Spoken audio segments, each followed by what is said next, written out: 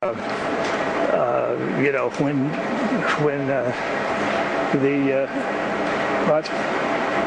what do you want me to tell Romney?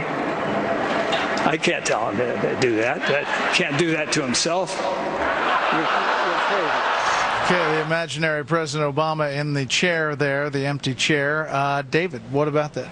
Well, I think they could have done without it. It was a very beautiful program, and that was sort of weird and awkward. Although I have to say, the people at home didn't see the rest of the program, and my sort of non-scientific focus group from people who were over 50 who watched it, they liked Clint, and they liked it. And so I still say they shouldn't have done it. But I don't really think we're going to be talking about this in a week, and I don't think it matters. Yeah, I mean, to hear some of these analysts today, Dan, it was like this became the Clint Eastwood convention. I do think that the reaction of Ann Romney, at least the cutaway shots, suggested that there was some angst about that appearance in the Romney campaign. It certainly sounded as though she was unhappy about it. I mean, this is an example of why conventions are scripted.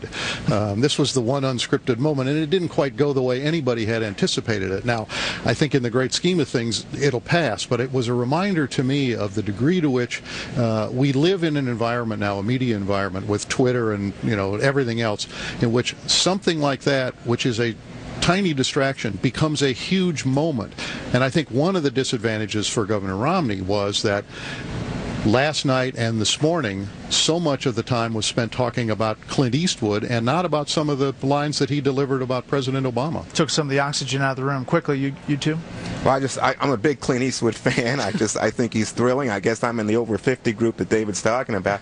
So I was sorely disappointed to see my hero look so uncertain, and not incoherence, probably too strong, but it didn't seem to hold together. I never got what is the message, what is the point, and it even seemed a little bit degrading to the president, and I wasn't comfortable with that. Well, one thing, it did stretch on. I think he had 5 minutes, it went 12 minutes, and it really pushed back the Romney speech. It pushed back the program a little bit. Look, I mean, generally when there's a consensus among the Washington press corps that something is awful and horrendous, I like it, but that wasn't necessarily the case this time around.